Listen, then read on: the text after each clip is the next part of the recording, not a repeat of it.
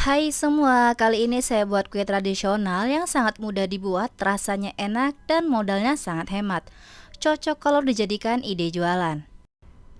Dan siapa sangka kalau kue yang cantik ini, kue yang montok, empuk, dan lembut ini, bahan utamanya dari nasi sisa yang rasanya enak, teksturnya sangat lembut, legit, dan lumer, berpadu jadi satu. Yuk langsung aja kita buat sama-sama. Pertama-tama, siapkan blender, tapi boleh juga menggunakan chopper. Masukkan nasi sebanyak 100 gram. Pastikan nasi yang digunakan masih bagus, serta suhu ruang. Masukkan tepung beras sebanyak 100 gram atau sekitar 10 sendok makan. Lalu, saya menambahkan juga tepung terigu sebanyak 100 gram atau sekitar 10 sendok makan.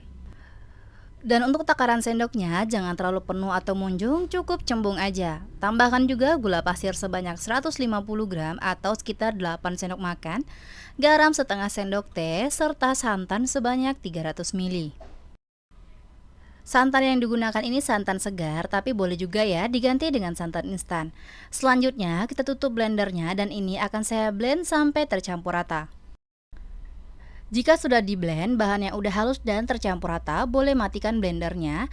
Dan ini bisa dilihat ya teman-teman kalau hasilnya udah halus dan tercampur rata semua. Selanjutnya akan saya pindahkan ke dalam wadah yang bersih serta kering.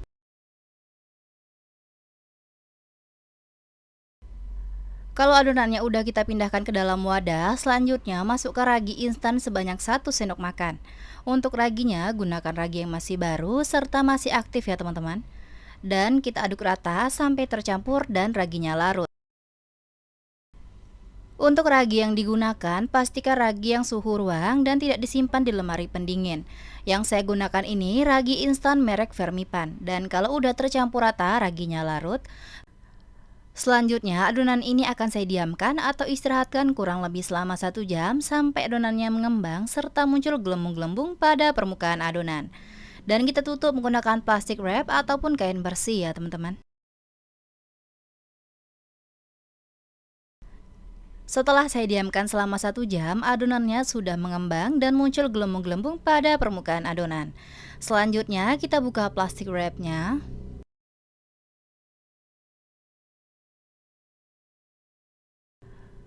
Kalau plastik wrapnya udah dibuka, selanjutnya akan saya aduk dengan whisker supaya adonannya menyusut dan gelembung-gelembung pada adonan pecah.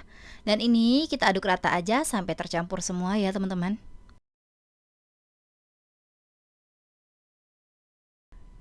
Kalau adonannya udah menyusut dan udah rata, selanjutnya berikan pewarna makanan. Yang saya gunakan ini pewarna makanan berwarna ungu. Dan untuk warnanya bebas sesuai selera ya. Lalu diaduk rata dengan whisker sampai tercampur rata dan pewarna makanannya larut.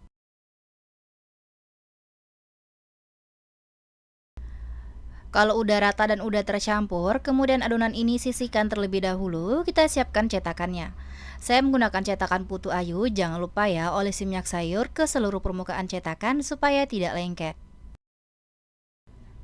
Sebelum adonan dimasukkan ke dalam cetakan, diaduk-aduk terlebih dahulu supaya tercampur rata semua. Dan masukkan adonan ke dalam cetakan tidak perlu sampai penuh karena ketika dikukus kuenya akan mengembang.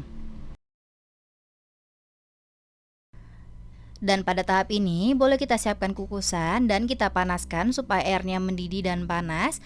Serta kalau udah kita isi semua adonan ke dalam cetakan langsung aja dikukus tanpa menunggu terlalu lama di suhu ruang.